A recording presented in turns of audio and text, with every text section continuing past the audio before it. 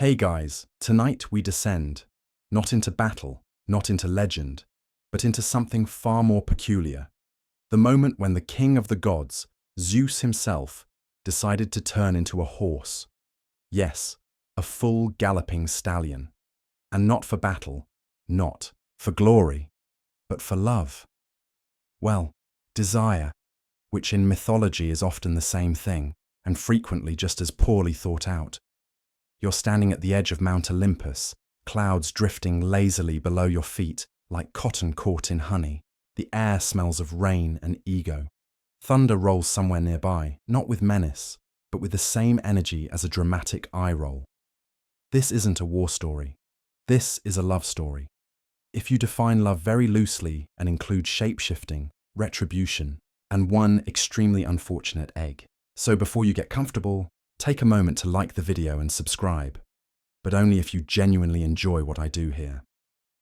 And hey, if you're listening from anywhere mythologically significant, Sparta, Athens, or even a place with more goats than people, let me know your location and local time in the comments. Now, dim the lights, maybe turn on a fan for that soft background hum, and let's ease into tonight's journey together.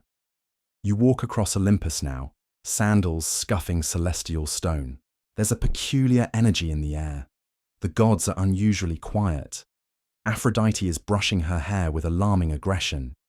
Hera's somewhere muttering about fidelity and curses. And in the center of it all, Zeus, staring off into space like a man who's just had a very bad idea and is about to commit to it.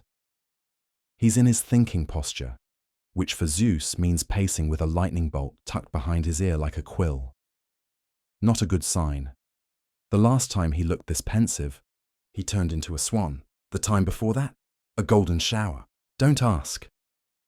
Historians still argue whether Zeus's infamous transformations were meant to symbolize different divine qualities, or if the storytellers were just having fun at his expense. Today, though, his gaze is fixed on something else. Or, rather, someone else. Far below the clouds, weaving through the forest in the form of a graceful bird, flies Nemesis, goddess of divine retribution, she of cool glances and colder vengeance. Zeus, naturally, has decided that she is his next destiny, and just like that, he's already planning his latest pursuit. It's not love, it's not logic, it's Zeus. You follow him as he descends from Olympus, disguised as clouds, swirling through the air with all the subtlety of a peacock on parade. Thunder rumbles in the distance, not a storm, just a divine tantrum. As you land in the mortal realm, you notice the forest is unusually quiet, birds silent, leaves still. Even the wind seems unsure. You step through the trees, the branches brushing your shoulders as you follow Zeus's gaze.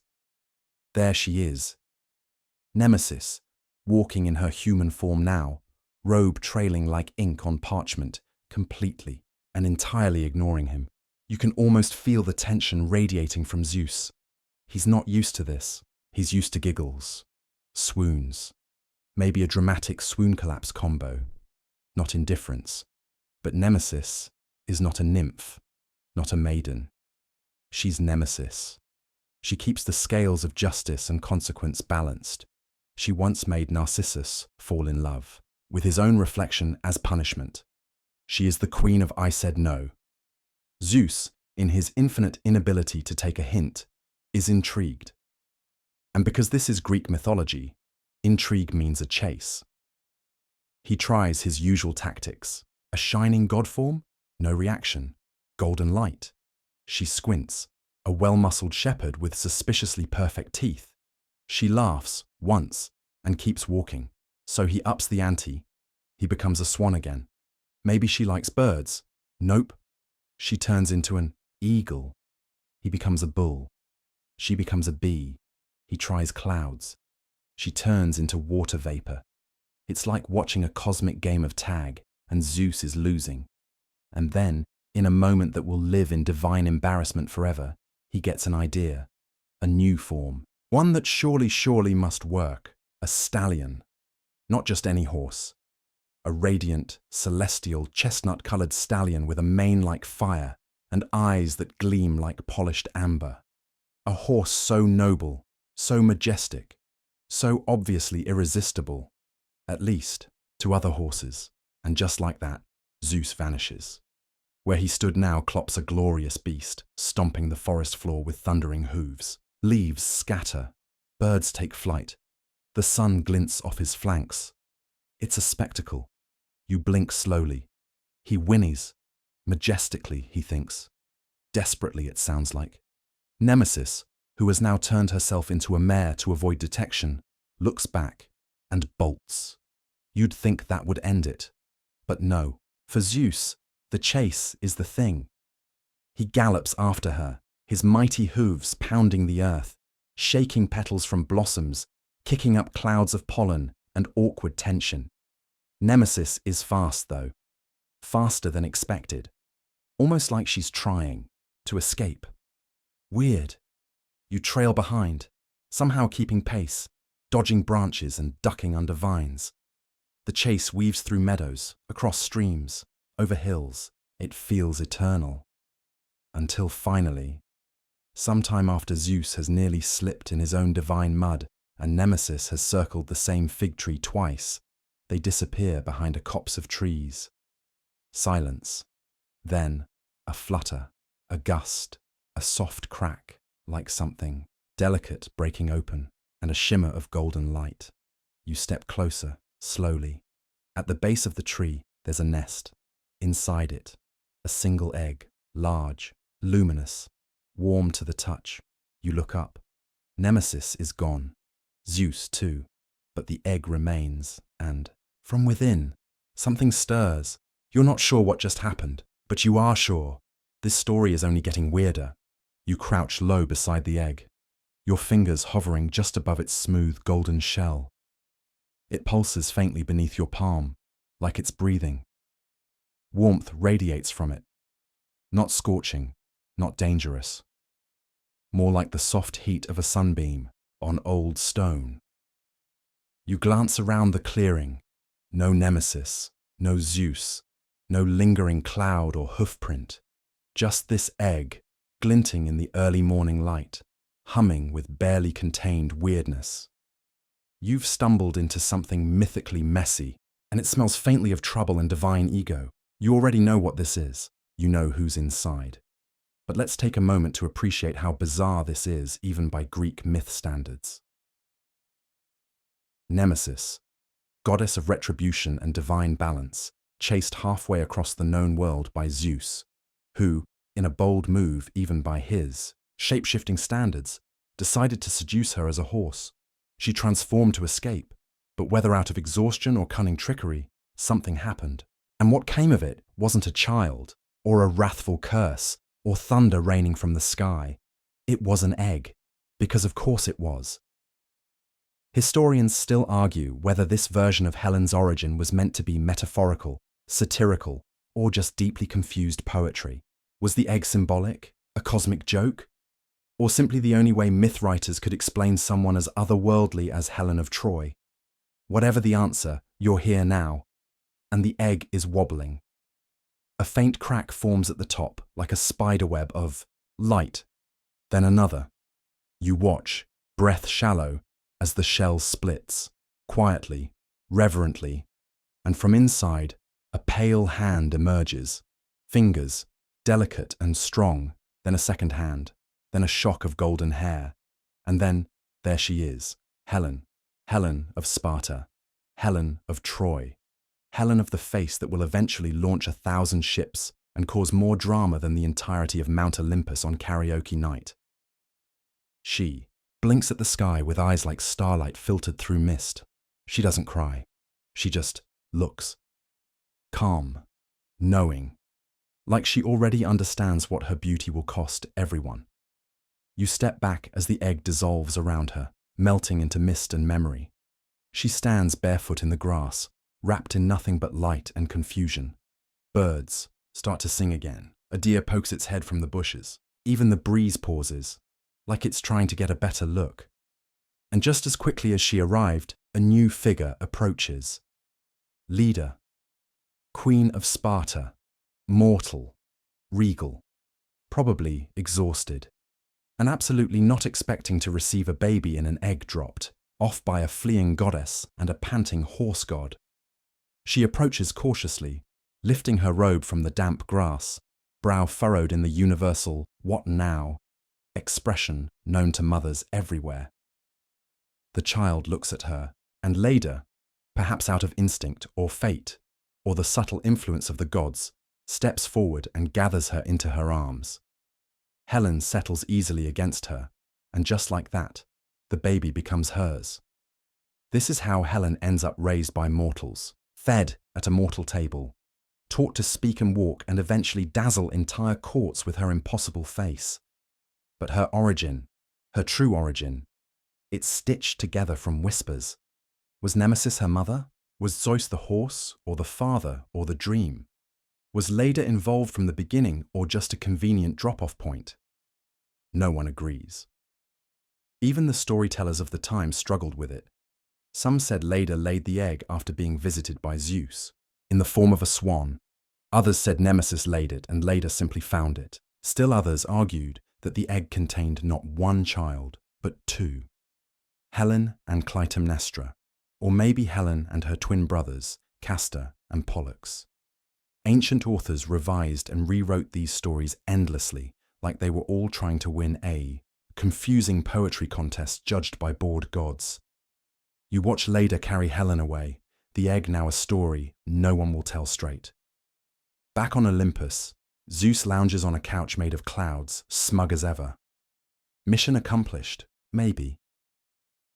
But you can't help noticing the way he watches the earth below, not with love or pride, but with the detached amusement of someone who just knocked over a vase and is waiting to see if it shatters.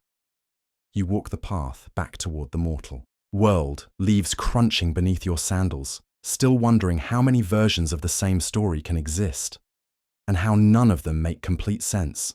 That's the beauty of mythology, though. No one knows what really happened, and everyone is absolutely certain they're right. You find yourself moving through reeds, your feet brushing against the cool edges of an unfamiliar marsh. Mist clings to your ankles like silk unraveling, and above you, the sky blushes with a gentle pre-dawn light. Somewhere behind you, the Isam memory of the egg still glows faintly, but now your steps echo through time, winding backward, tracing the moments before that golden shell came to rest. Before Helen, before the egg, before the goose and the gossip, before Zeus tried to outrun a goddess with wings. You hear hoofbeats, fast, desperate, like a stallion in full pursuit, yet not quite of this world. And then you see him, Zeus, king of the gods, lord of thunder, shapeshifter extraordinaire, is galloping through the brush in the form of a magnificent white horse. His mane gleams like lightning-struck marble. His eyes, still unmistakably Zeus, calculating, confident, a little too proud of himself. You sigh. Because of course he's trying this again. The object of his absurd chase is Nemesis, goddess of divine vengeance. She's already shifted forms 3 times since breakfast. Swallow, deer, fox. Now she's a swan, gliding just ahead of him, wings wide, neck arched in practiced indifference. She wants no part in this. And you? You're just trying to keep up with 2 ancient immortals in the middle of a supernatural version of hide and seek that feels more like a mythological fever dream. Historians still argue whether this whole chase was ever meant to be taken literally. Some believe it's an allegory about the pursuit of justice. Others say it's satire, poking fun at the gods' endless vanity. And a few brave scholars think it might have just been the ancient Greek equivalent of a very elaborate cosmic joke. But Zeus isn't joking, not even a little. He switches direction mid-gallop, hooves digging into the earth with dramatic flair. Nemesis, annoyed, takes off into the sky again, this time as a hawk. She doesn't even glance back. She's been through this before.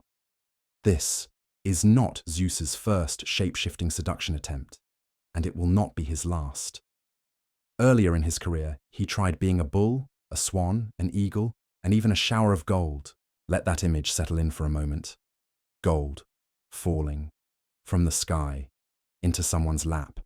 Romantic? Questionable? Practical? Not in the slightest. Now apparently, it's horse time. You step aside as Zeus thunders past you again, snorting with divine exertion. He doesn't see you. He's too busy being majestic, or at least trying to be. Nemesis, however, lands nearby for a moment and glares in your direction. You freeze. She's not mad at you, yet, but it's clear she's not thrilled to have an audience. Her eyes flick up, assessing the wind, and in a flash, she's a dolphin. You watch her fling herself into a nearby stream, which is instantly much deeper and more mythologically significant than it was 2 seconds ago. Zeus snorts, rolls his eyes and, yes, turns himself into a seahorse. Not the little curly-tailed kind, though that would have been hilarious. A literal horse, in the water, splashing heroically, like a very confused Greek centaur with a fin. At this point, you genuinely can't tell if you're witnessing divine, tragedy, or a lost scene from an immortal comedy sketch. Nemesis disappears again, and the water settles. Zeus stands alone, wet, slightly winded, and, if gods could be self-conscious, probably a little embarrassed. But only a little. He is Zeus. After all, the self-awareness gene seems optional. He shakes himself off, and for a moment, simply stares at the horizon. And in that pause, in that breath between pursuit and surrender, something shifts. He transforms again, this time back into the form that started it all. Regal, robed, radiating thundercloud charisma. But there's a new flicker behind his eyes. Not anger, not lust. Resolve, which, in Greek myth, is always a dangerous thing. You follow him as he climbs a hill, the wind curling around his cloak. Above, the clouds gather in silent judgment. Somewhere out of sight, Nemesis is watching too. She knows how these stories end.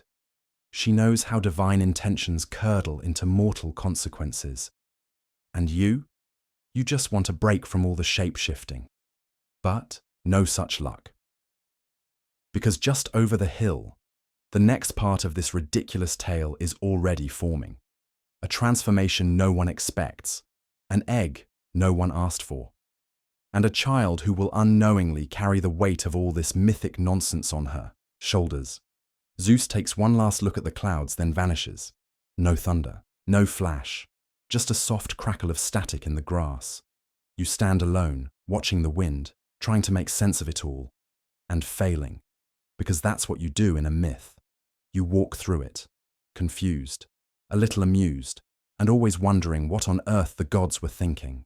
The hill behind you fades as morning light spills across a quiet field, and the wind carries a scent of time and something eggy. Not breakfast eggy, destiny eggy. The kind of scent that makes you tilt your head and say, someone in this timeline just made a mistake we'll be talking about for centuries. You walk along a dirt path, smooth from sandals and stories, until you reach the edge of Sparta. Not modern Sparta, with its statues and bus tours, but old Sparta. Mythic Sparta.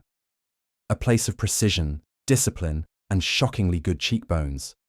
In a modest palace tucked behind high walls, Queen Leda is brushing her hair. Her day is already weird, and you, naturally, are about to make it worse.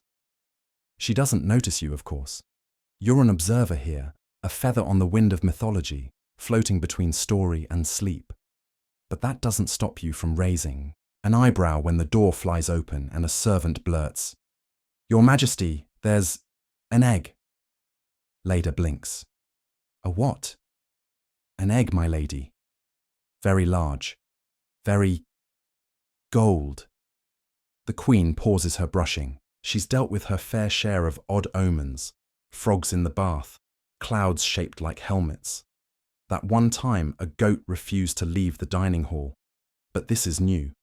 She rises, calm but curious, and follows the servant through the courtyard. Her sandals tap against the stone as birds wheel overhead in slow dramatic spirals, as if they, too, sense that myth is cracking open in real time. And there it is. resting in a nest of linen and laurel branches, on a pedestal that definitely wasn't there yesterday, is the egg. You've seen it before. Warm, smooth, radiant. But now, in the hands of mortals, it pulses differently, like it knows something big is about to happen. Leader approaches slowly, her robes whispering around her ankles. She leans in, breathes, hesitates, and then the egg splits, gracefully, like a curtain parting in a divine theatre. Inside, twins. One girl with hair like honey and eyes that could ruin empires, Helen, and another, darker in gaze and energy, Clytemnestra. Historians still argue whether the twins came from the same father. Some versions claim Helen was Zeus's child, born of divine trickery and shape-shifting pursuits. Others insist Clytemnestra was purely mortal, a child of Leda's actual husband, King Tyndareus. Yet both emerged from the same egg, or maybe two eggs, or maybe a metaphorical egg basket the Greeks never quite clarified. Quirky detail. One poem insists there were 4 eggs, one for each of Leda's mythic children, Helen, Clytemnestra, Castor and Pollux, which, if true, suggests her linen closet looked more like an omelette station than a nursery. Leda, to her credit, doesn't panic. She just lifts both infants into her arms, as if this kind of thing happens every Tuesday. You watch her carry them back into the palace, wrapped in silk, their tiny heads nuzzled against her shoulder. And you wonder, not for the first time, how often myth and motherhood collide in silence. No thunder, no prophecy, just a woman, a hallway, and 2 newborns she didn't ask for, but will love anyway. Outside, the sky is clear. No sign of Zeus, or Nemesis, or any other meddling immortals. Just birdsong and the distant sound of a lyre. But you know this peace won't last. Helen will grow. Her beauty will unravel cities. Men will swear oaths. Wars will ignite over glances and ships. And through it all, this moment, the egg, the linen, the soft breath of 2 sleeping infants, will drift into legend. You move again, through time, through shifting sands of story, to the next thread in this woven myth quilt. The Spartan court, years later, is a place of order and ambition. Helen, now a young woman, is already whispered about in markets and meadows.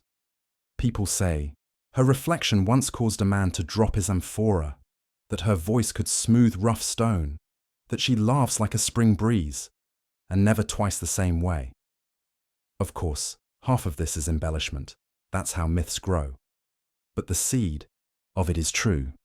You see her walking through the gardens, tall and steady, the kind of steady that unnerves even the gods. She plucks a fig. She hums a tune. And every servant in her path straightens their spine a little more. She doesn't know where she came from.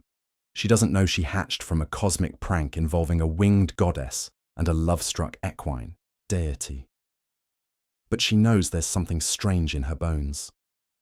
Clytemnestra watches her from the colonnade, quieter, sharper, already planning futures and fates. The 2 sisters are like sun and shadow, complementary but destined to move in different arcs. Leda, ever the diplomat, begins arranging suitors, and that, dear sleeper, is where things really start to get out of hand. But for now, just rest in this quiet moment. 2 sisters. A garden. The sound of sandals on stone and the soft rustle of laurel leaves. You know the storm is coming, but for now, it's calm. You stand on the edge of the Spartan throne room, where marble columns rise like frozen waterfalls and everything smells faintly of olive oil and ambition. The ceiling is painted with stars, real constellations, or so they claim, and the floor is polished smooth enough to catch the reflection of every political misstep.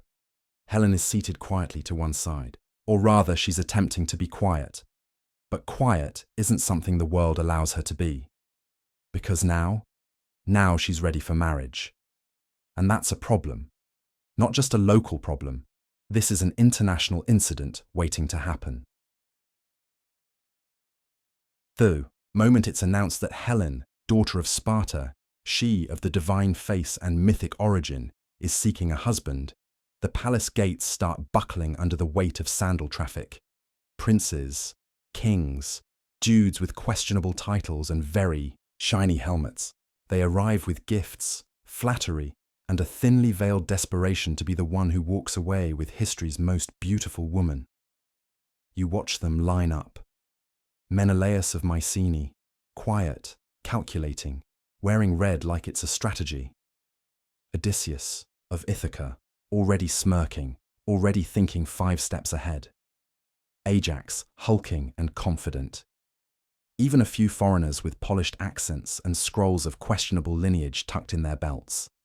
It's not just marriage, it's power, alliance, bragging rights, and for a few of them, maybe even love, or at least the mythic approximation of it. But Helen? She sits like a storm eye, calm, unreadable, bored. She knows what they see. She knows none of them, really, want her.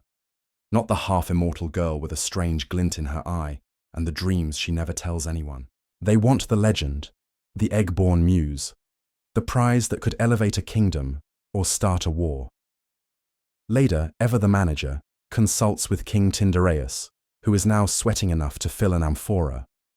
Because here's the problem. If they choose one suitor, the rest might declare war. Sparta is tough, but not that tough. And gods forbid they all fall into a sulk at once. Then it's just petty epics for decades. Odysseus, sensing opportunity like a true strategist, steps forward. He doesn't want Helen. He wants Penelope, quiet and clever, waiting back on a different island. But he offers a solution. Have all the suitors swear an oath. A mighty, binding, ridiculous oath. That no matter who gets Helen, the rest will protect that marriage. Defend it with blood and blade and really dramatic speeches, even if, especially if, someone breaks the rules. Historians still argue whether this oath was an early form of diplomacy or just a sneaky way to set the stage for a war. Either way, it worked. The suitors agree. They stand in a solemn circle, hands to the heavens, and vow to defend Helen's marriage with all their might. It is perhaps the worst idea in mythological matchmaking history, because oaths in Greek myth are never just promises. They're destiny traps, binding contracts, scribbled on reality's bones. Once sworn, they echo, they wait. Eventually, Helen chooses Menelaus. Why? No one knows for sure. Maybe he was the most reserved. Maybe she liked the way he held his wine. Maybe fate nudged her elbow. Scholars still debate whether the choice was hers or if Leda made it behind closed doors. Regardless, the deed is done. Helen becomes Queen of Sparta, and for a while, just a little while, it's quiet again. The palace adjusts. The streets stop buzzing. The suitors go home, some grumbling, some relieved. Odysseus goes back to Ithaca to marry his Penelope. Menelaus reigns beside Helen, occasionally catching himself staring at her like he still can't believe his luck. And Helen? She smiles when people look. She speaks in poetry when asked. But when she's alone, she walks the outer walls of the city and stares north, toward the Aegean, toward dreams she can't explain, toward a future that hasn't arrived yet, but is galloping her way. Because while Sparta sleeps under peaceful stars, another player enters the stage. Paris, Prince of Troy, second son, smooth as olive oil, handsome as freshly polished bronze, and deeply doomed. He's on his way. Not just because he wants to be, because he was told to be. By a golden apple, a contest, and a bribe from a goddess. You sigh as the first breeze of that storm brushes your skin. It smells of sea salt and broken alliances. You know what's coming. You just don't know how anyone ever thought it could be avoided. The oath has been sworn, the bride has been chosen, and fate, laughing quietly to itself, is setting the table for a war. You drift, as all dreams do, over the wine-dark sea. Beneath you, the waves stretch endless and lazy, cradling the slender hull of a Trojan ship. The sail flutters like a whisper. The oars dip in slow rhythm, each stroke a countdown, each splash a promise waiting to be broken. And there, leaning against the carved prow, like someone who's never had to try too hard, is Paris, Prince of Troy. Not the oldest, not the bravest, but beautiful, which is a kind of armor in stories like this. His hair catches the wind just right. His robe is too clean for sea travel, and you can tell, just from the way he scans the horizon, that he's thinking less about diplomacy and more about whether Spartan wine is better than Trojan vintage. But let's rewind a little. Paris isn't just sailing for fun. He's on a mission born from vanity, bribery, and divine insecurity. It all started with a wedding, specifically a wedding he wasn't even invited to. Eris, the goddess of discord, because yes, the Greeks gave chaos her own deity, wasn't on the guest list, so naturally, she crashed it. And, in true chaotic fashion, she brought a gift, a golden apple inscribed with just 3 words. To the fairest. Cue 3 goddesses spiraling into rivalry. Hera, queen of gods, Athena, goddess of wisdom and war, and Aphrodite, the deity of love, beauty, and conveniently well-timed flattery. They ask Zeus to pick the winner. He, wise in the way only someone who's been electrocuted by marital tension can be, promptly passes the decision to Paris. Mortal, pretty, not too threatening. Perfect judge for a divine beauty pageant. Paris, naturally, is overwhelmed. Each goddess offers him a bribe. Hera promises power, kingship over all of Asia. Athena offers unmatched wisdom and military glory. And Aphrodite, she leans in close and whispers, "I'll give you the love of the most beautiful woman in the world." Historians still argue whether Paris chose Aphrodite out of desire, ego, or sheer lack of imagination. But the outcome is fixed. He picks love, or at least the idea of love. The version of love wrapped in silk and bathed in moonlight. The version that comes with cheekbones sharp enough to slice through a marriage treaty. The problem? The most beautiful woman in the world is already married to a Spartan king who recently had every suitor in the region swear a blood-bound oath to defend that marriage. But Paris, blissfully unbothered by logistics, sets sail anyway. You watch him now, lounging on deck, humming a tune. Maybe he's thinking about how Aphrodite smiled. Maybe he's imagining Helen standing on a balcony, her hair catching the wind, falling instantly and irrevocably in love with him like it's a festival, drama. Or maybe he's just wondering if he brought enough tunics. The ship reaches Sparta. The reception is warm, surprisingly warm. Menelaus, always the polite host, welcomes Paris like any other royal guest. There's wine, feasting, probably a goat roasted on a spit. The usual. And Helen? You see her in the shadows of the hall, eyes narrowed. She recognizes something in Paris. Not just the face, though it is alarmingly symmetrical. Not just the charm, though he's laying it on thicker than fresh honey. Something else. A string in her chest, pulled taut. Some versions say Aphrodite enchanted her, that she didn't have a choice. Others say she was bored, restless, aching, for escape from the cage of courtly perfection. Scholars debate whether it was love, lust, or divine interference. Most agree it was a mess either way.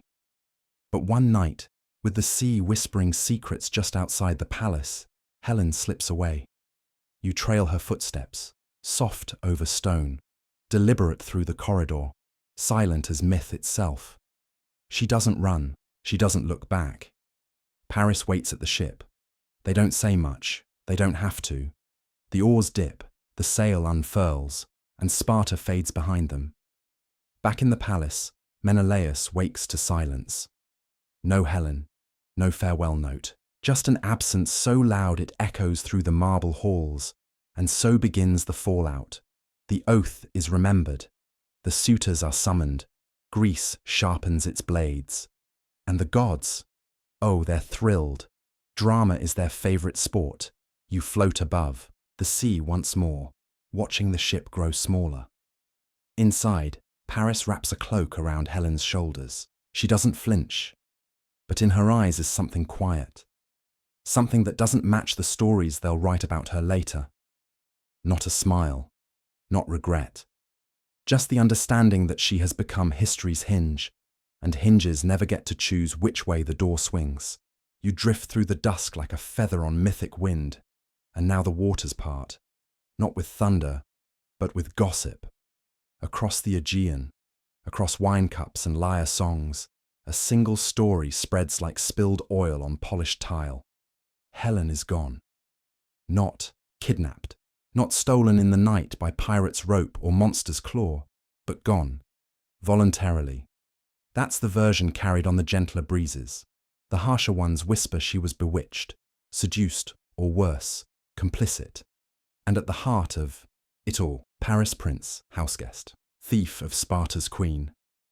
The gods, well, they treat this less like a crisis and more like excellent theatre. Zeus leans back in his cloud seat with a bored expression. Hera fumes because Paris snubbed her in the apple contest. Athena files, her nails with the edge of a sword. Aphrodite hums to herself, content for the moment. But on the mortal plane, it's chaos. Menelaus does not scream. He does not curse. He does what kings do. He calculates. He calls in the oath. The ancient pinky promise turned war pact. Every former suitor, every prince and petty king who once toasted in Helen's hall, now owes him a war, and war is what he intends to collect. Across the hills of Ithaca, Odysseus groans.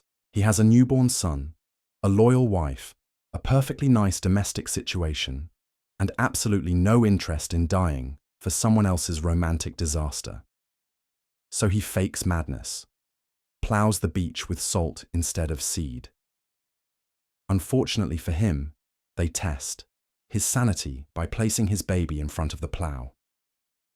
Odysseus swerves. Game over. He joins the war effort.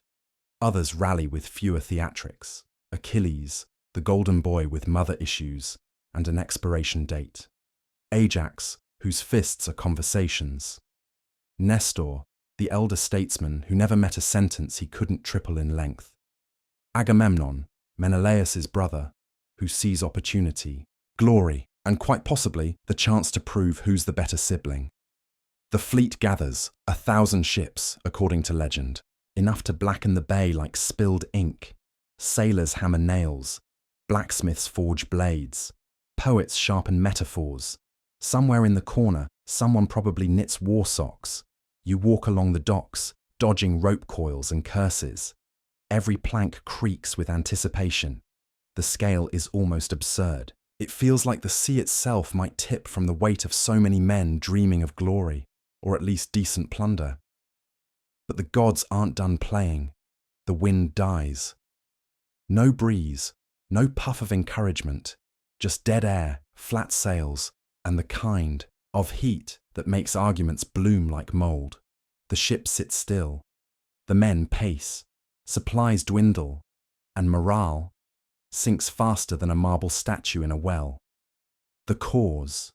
Agamemnon shot a deer. Not a big deal.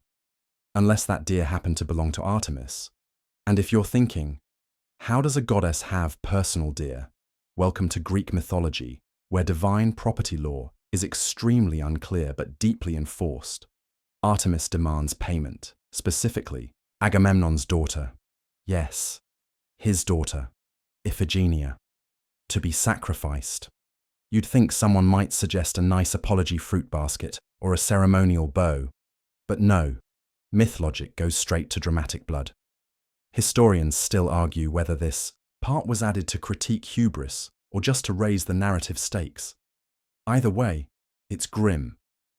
Agamemnon wrestles, debates, fumes, but in the end, he calls for Iphigenia under the lie of marriage, to Achilles no less. The girl arrives, dressed, for a wedding. She does not leave. Some say Artemis intervened at the last moment, replacing the girl with a deer. whisking her away to some divine witness protection program. Others say the sacrifice was real. Either way, the wind returns. The ships depart.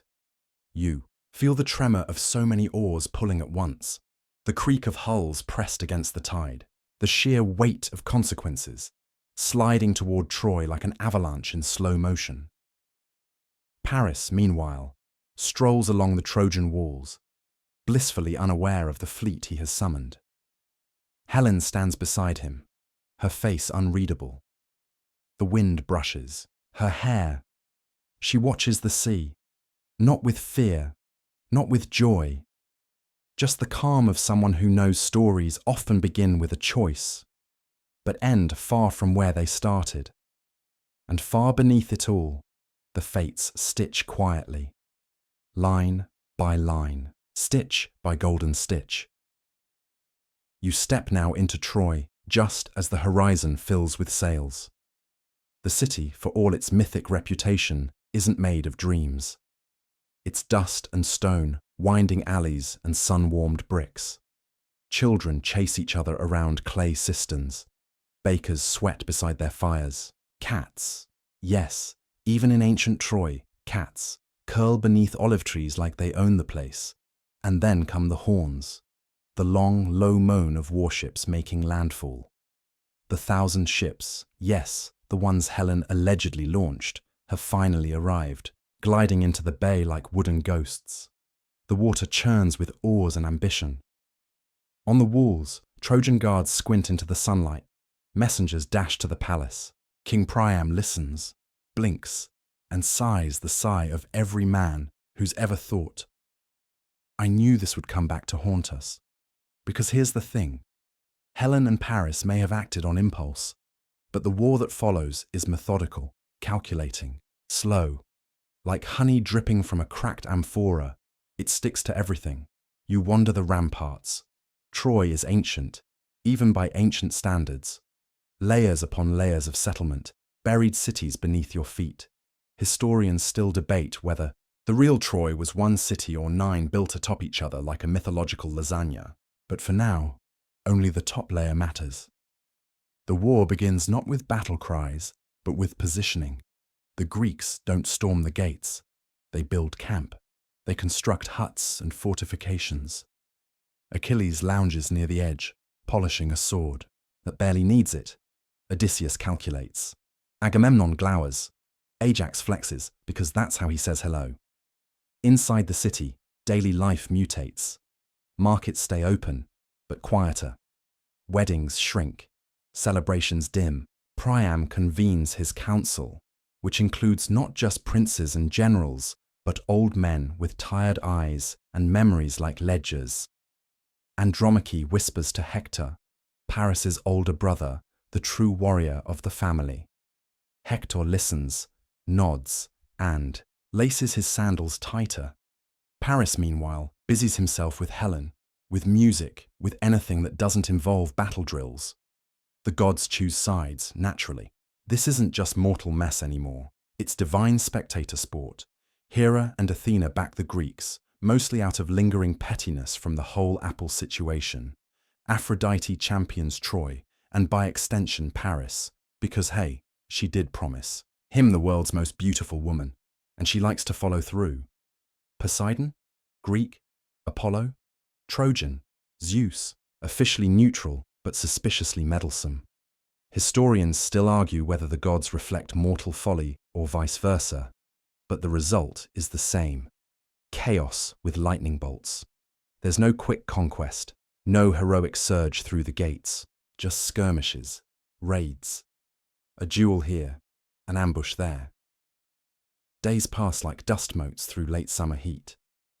Achilles leads a campaign that burns several smaller towns in the region, sparing only the priests and the prizeworthy. One of those prizes is Briseis, a woman who, inconveniently, catches Achilles' attention right before Agamemnon decides to claim her for himself. Yes, that goes exactly as badly as you think. Achilles, golden boy of Greek warfare, gets furious. Not shouty, table-flipping furious. Brooding, poetically angsty furious. He withdraws from battle altogether, pulls his myrmidons back, and sulks in a way only someone half divine can. The Greeks suffer. Trojan forces, led by Hector, push harder. For once, they gain ground. You follow the dust kicked up by chariots, hear the sharp twang of bowstrings, smell the sweat-soaked linen of soldiers who haven't slept without armor in weeks. And Helen? She walks the walls, not pacing, not hiding, watching. The essays, wind catches her gown. You can almost hear the whispers that follow her. Traitor, goddess, prisoner, queen. It's unclear whether she mourns the war or simply acknowledges it, like weather, like fate, like something her name was always meant to summon. Inside her gaze is something no poet ever captured.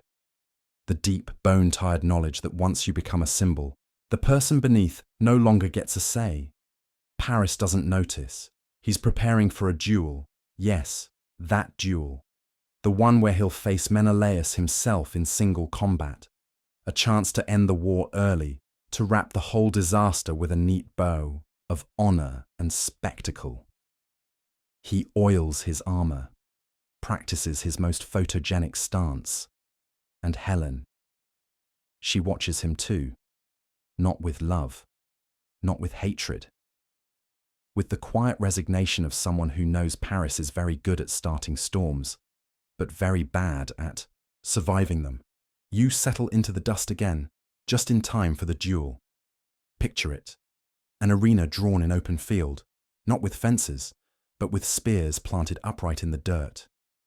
Greek and Trojan soldiers stand in a wide, wary circle, not touching, not fighting, just watching, like a truce suspended on a breath.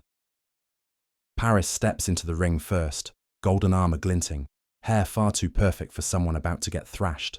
He looks like the kind of man who poses before charging. His spear is sharp, his shield freshly polished, but his posture says it all. This is not his comfort zone. Across from him, Menelaus stomps into place like a storm cloud in sandals. There's no music, no pageantry, just tension so thick it could hold up a marble column. The duel begins, and it goes poorly for Paris. He flings his spear, misses. Menelaus does not miss. In fact, he advances with the slow, terrifying confidence of someone who's been waiting to legally punch this guy for years. Paris scrambles, shield barely holding. He tries to retreat, but Menelaus catches his helmet strap and drags him like a child caught sneaking figs. And just as Menelaus is about to end it, spear aimed, hand steady, Paris vanishes. Poof, gone. Pulled out of the fight, out of danger, out of reach. By Aphrodite, she literally airlifts him from the battlefield, deposits him safely back in Helen's chambers like a package delivered to the wrong address. You don't get more blatant than that. Historians still argue whether this scene is commentary on divine favoritism or just narrative absurdity. Either way, the Greeks are not amused. They claim the duel was for nothing. The war resumes. Helen, now face to face with a slightly rumpled but otherwise unscathed Paris, does not embrace him. She glares. She knows what just happened. And you do too. Aphrodite appears, invisible to all but Helen, and speaks, soft, cold. Tells her to go to him, to comfort him, to be his reward. Helen, for one brilliant moment, refuses. She calls Aphrodite a trickster, a tormentor, a goddess who plays with people like dice. But Aphrodite's smile doesn't crack. She leans in, whispers something low and threatening, and Helen obeys. She turns. She walks to Paris. She wraps her arms around him with the grace of someone who has learned that in myth, your choices often end where the gods begin. You leave the palace behind and return to the battlefield, where things unravel faster than a poorly tied sandal strap. The Greeks are losing ground. With Achilles still sulking in his tent, the Trojans push back hard. Hector leads the charge. If Paris is soft focus and poetry, Hector is structure, strategy, spilled wine wiped clean before it stains.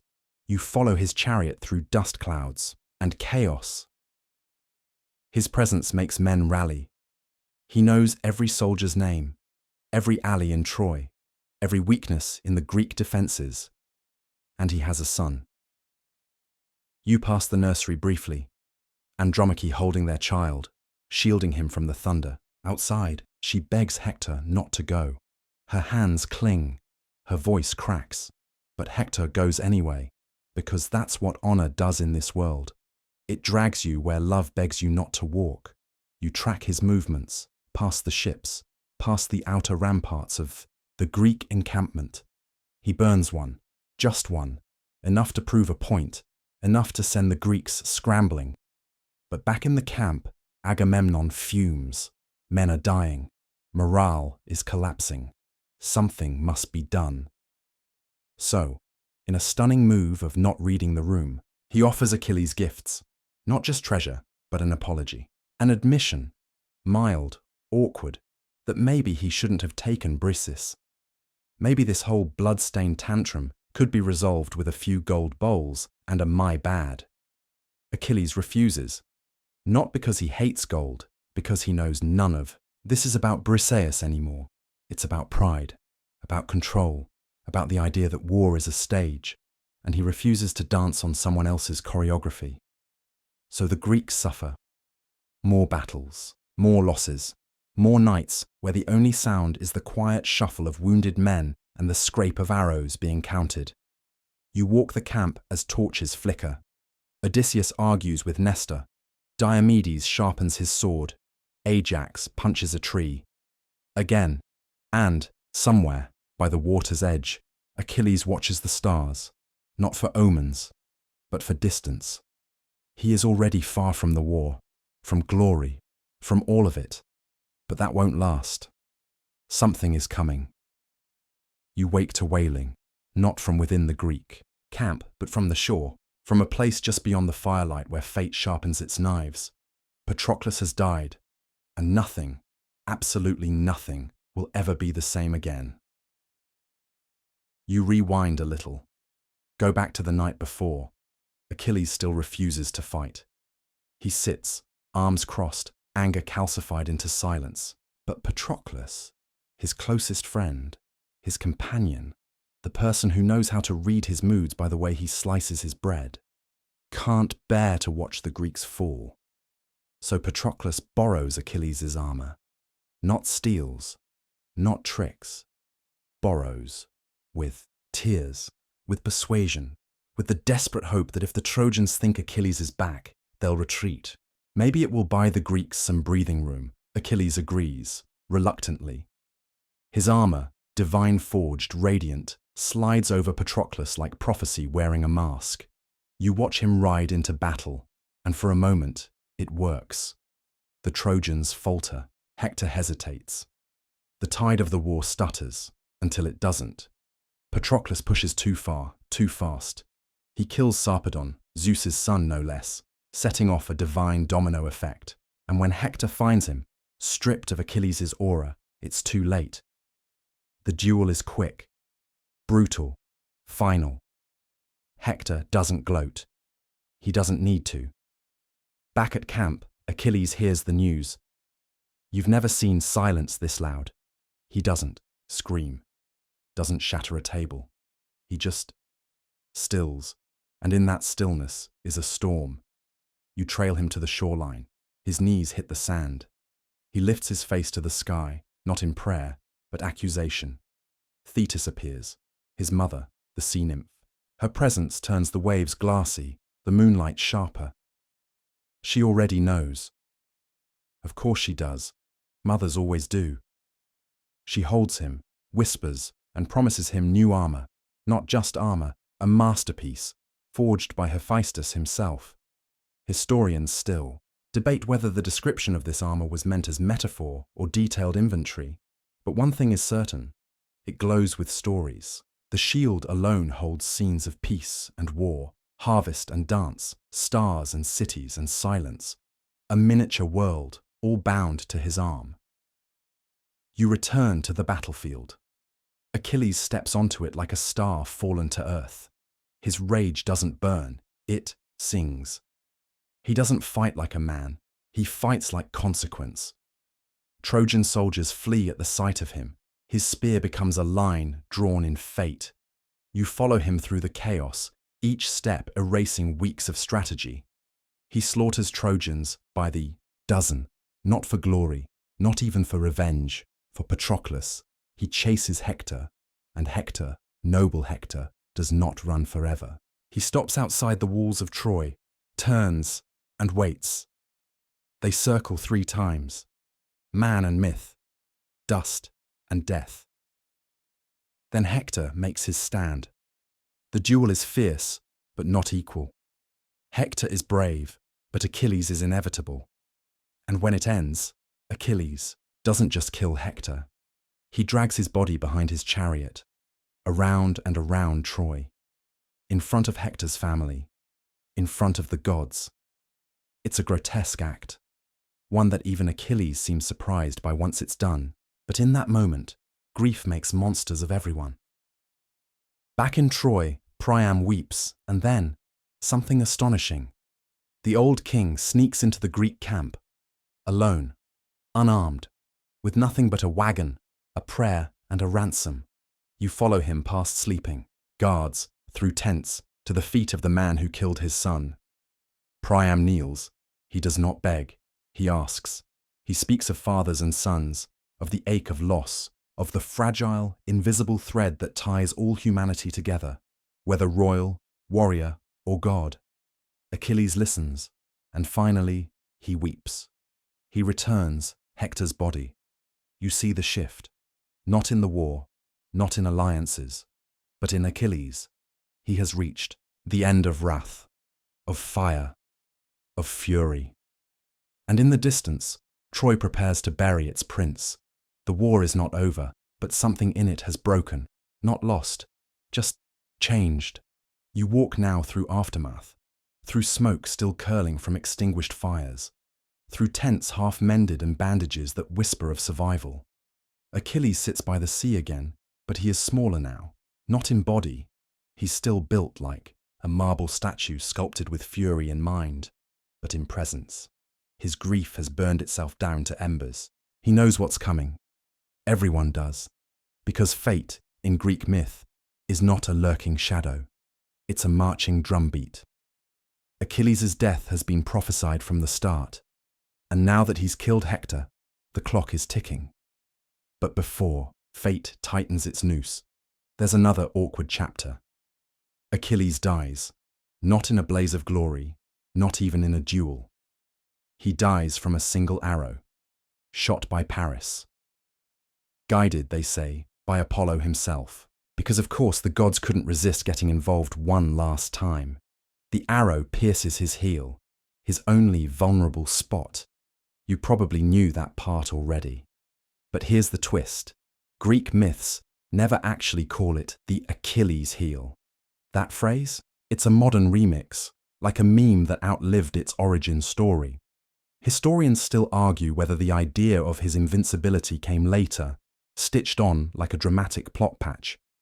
In early versions, he's just a very strong, very angry man who dies like any other, randomly, unfairly, a little too soon.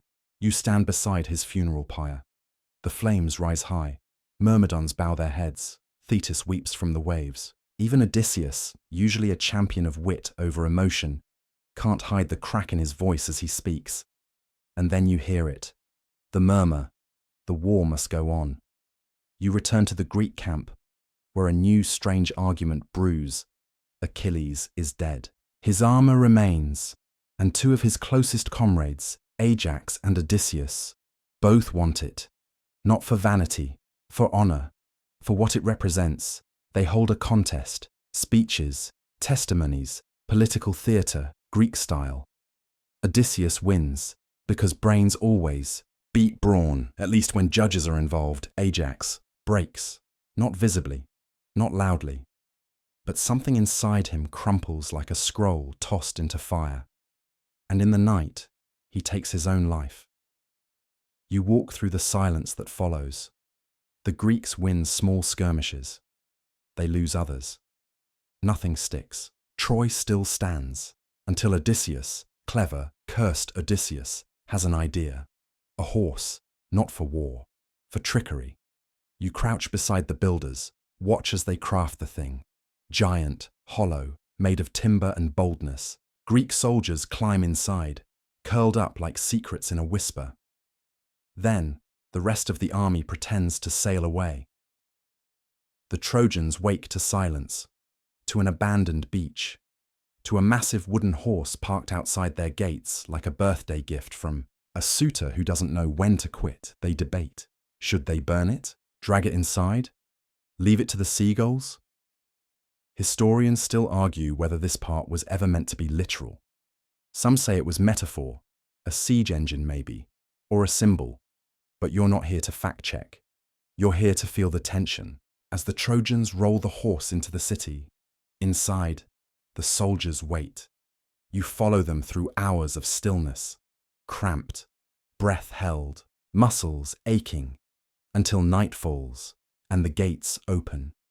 The Greeks spill out like ink on dry parchment, and Troy begins to burn. You walk through fire now, through the final hours of Troy, where smoke rises not just from buildings, but from history itself, the kind of destruction that echoes across centuries, the kind that gets painted, rewritten, romanticized, until people forget that, at its core, it was ash and screams and too many endings. You trail the Greeks as they pour from the belly of the wooden horse. Their swords glint in the moonlight, their faces blank with purpose. You follow them through narrow alleys and across marble courtyards as the city sleeps and then stirs and then breaks. Troy doesn't fall in a single heroic moment. It falls in pieces. The palace crumbles last. Priam, noble even now, is killed at the altar of Zeus, cut down as he clutches the statue of a god who does not intervene. Aeneas, yes, that Aeneas, gathers his family, lifts his father onto his shoulders, and slips through the chaos toward a destiny that, apparently, involves founding Rome. Helen? She's found, alive and radiant, inside the burning city. Some myths say she begs for forgiveness. Others say she calmly smooths her dress and returns to Menelaus like nothing ever happened. Historians still argue whether Helen was a victim, a traitor, or a scapegoat wrapped in silken myth. You pass the bodies, so many of them. And then, like a match finally used up, the flames die down. The Greek soldiers search for loot. Survivors hide or surrender. The sky starts to lighten, not because the gods are merciful, but because the sun always rises, even after nightmares. You climb a staircase, broken in half, and find Odysseus staring, out at the sea. He should feel victorious. He doesn't. Maybe it's the weight of the lies. Maybe it's the scent of Troy's last breath still clinging to his armor. Maybe it's knowing that his own journey has just begun, and that it won't be a straight line home. You follow him anyway, past the embers of victory, onto the ships, into the winding coil of post-war life. Odysseus sails away. You leave behind Troy, but not the story, because stories, especially the mythic kind, don't vanish. They ferment. They reappear, reshaped, retold, like the tale of Achilles and his sulking, or of Paris and his questionable aim, or more oddly, the bit about Zeus turning into a horse. Yes, we're circling back. You didn't think we forgot, did you? See, Zeus wasn't done meddling. Gods never are.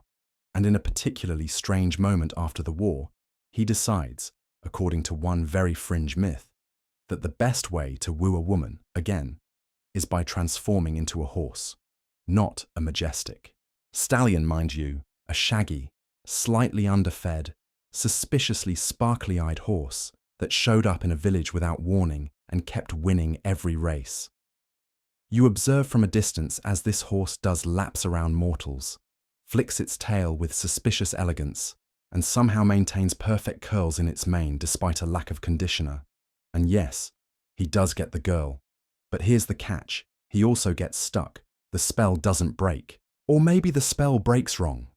Either way, Zeus ends up halfway transformed during a banquet, which leads to a very awkward evening involving 3 fainting nymphs, 1 overcooked goat, and a lot of whinnying. You'd feel bad for him, but let's be honest, he's had it coming for millennia. The gods laugh, except Hera. She does not laugh. She begins making a list. Again. You walk away from the mess, the myths, the gods with their glittering tempers and very human flaws. You find yourself in a quieter place now, a place between legend and lullaby. You've crossed war zones, climbed into wooden traps, watched fate stitch and unpick lives like a lazy tailor with too many hands. And still, you walk, because the story isn't done yet. Not until the dreams arrive. You tread now on the quieter edges of myth, the parts that don't get sung as loudly, but that linger longer. The war is over, the gods are back in their celestial armchairs, and the mortals, well, they're doing what mortals always do after disaster. Rebuilding, forgetting, remembering again, in that very human, very inconsistent order. You follow Odysseus, who absolutely does not get a smooth trip home. His voyage becomes a travel blog from the underworld, with detours featuring hungry one-eyed giants, mildly rude sorceresses, singing rocks, and a whirlpool that tries to slurp his ship like spaghetti. You ride with him through the storms, through the lotus eaters, who offer forgetfulness in the form of flowers, through the Lestrygonians, who offer death, through Circe, who turns his crew into pigs and then back again, possibly just to prove she can. And through all of this, Odysseus keeps surviving. Not because he's the strongest, because he's the most stubborn. You pause with him in the land of the dead, where he chats with Achilles, who is not thrilled to be there. He tells Odysseus that being dead and famous is still, well, being dead. He'd rather be a living nobody than the ghost of a legend. Historians still argue whether this moment was a late editorial comment on heroism, or just an ancient writer finally being honest about consequences. You sail on. Eventually the gods get bored of delaying him, or maybe just distracted by another mortal mess. Odysseus reaches Ithaca, ragged, wiser, not particularly more humble, but definitely more tired. You don't linger there, because the story has shifted focus again. You're in the realm of gods now. Zeus has recovered from his awkward horse phase, but Hera has not forgotten. She never does. Her grudges age like wine, sharpening, deepening, occasionally exploding. You trail her through Olympus as she drafts schemes with a precision any project manager would envy. You peek over her shoulder, notes about peacocks, disguises, a spa day turned ambush. You're back in myth mode, where physics is more of a suggestion and logic takes vacations on alternate Tuesdays. Zeus, still shape-shifting when bored, tries his luck again. Not as a horse this time, but as a breeze. Yes, a literal gust of air. You drift beside him as he swirls into a mortal woman's bedroom, only to be immediately caught by a dog with the nose of 1,000 gods. The dog barks. The breeze panics. Curtains fly. Somewhere, a vase breaks. The woman, not impressed, she asks him to come back when he's less airborne. He does. As a swan. Of course, it goes about as well as you'd expect. The gods aren't always subtle, or consistent, or honestly, functional, but they are persistent. You walk through these tangled episodes, watching divinities stumble through romantic drama with the grace of deer on ice. Ares tries to write poetry. Apollo hosts an open mic night that turns into a thunderbolt duel. Dionysus throws a wine-fueled party that ends in someone turning into a tree. You don't ask questions anymore. You just float with it, because myths, at their best, aren't neat. They're messy, repetitive, full of side quests and strange cousins and morally questionable decisions. They're human stories dressed in god costumes. And you're drifting deeper now. You feel the pace slow, the edges blur, the sounds of argument, and hoofbeats and laughter fade into softer things. Wind through trees, waves against marble, A lyre strummed somewhere far away. You're almost at the edge of the tale, but not quite yet. There's one more turn to take. You drift now into the folds of the story that people forget to tell, the quiet aftermaths, the part where the gods stop throwing thunderbolts and start sipping nectar again, where mortals start ploughing fields instead of charging into battles, where myths begin to settle into dust and echo. You're walking beside a river now, not the Nile or the Tiber or the Styx, just a river, the kind found on the edge of dreams. On the banks, fragments of stories rest like driftwood, a sandal, a broken lyre string, a crown made of laurel and regret. Across from you, Hermes skips stones with improbable precision. Each one skips 7 times. He doesn't miss. You sit down, near him, the grass damp and cool beneath you. He glances over, gives you a grin that says, "Even gods need hobbies." And then he tells you, in that voice that's always too smooth for its own good, about the time Zeus decided to reinvent equestrian racing by introducing divine interference. Yes, we're still talking about the horse thing. Turns out, the transformation mishap wasn't a one-time blunder. Zeus had a brief period where he insisted horses were underrated avatars of raw celestial energy. Historians still argue whether this obsession came from an actual religious cult of horse worship, or just boredom at Olympus board meetings. You listen as Hermes spins the tale of a chariot race, Zeus disguised as a prize steed, Poseidon suspiciously, acting as referee, and Hera quietly placing very specific bets from the sidelines. It ends about how you'd expect. One mortal trampled, one temple accidentally demolished, and a very angry Pegasus Union filing a complaint. You get up, your limbs heavy with narrative residue. You step into another fragment, a classroom of sorts, where Athena lectures young demigods on logic. One asks about the ethics of shapeshifting as a dating tactic. Athena's eye twitches. You back away quietly. Later, in the marketplace of Thebes, you spot Dionysus trying to trade a grapevine for a decent flute. The vendor says no. Dionysus turns the flute into a vine. Everyone applauds, but no one pays. You stroll further through this mythic after-party, where the stakes have dropped and the stories no longer end in blood or starlight, but in awkward pauses and curious smells. You see a centaur teaching yoga. You see Artemis with a telescope instead of a bow, squinting at Jupiter's moons. You see mortals telling stories around campfires, some true, some not, all beloved. And then you hear it, hoofbeats, familiar ones. You turn, Zeus again, still occasionally turning into a horse, still trying to prove it's dignified, still failing. You share a look with the nearest nymph, who sighs into her goblet and says, "Honestly, at this point, it's just tradition."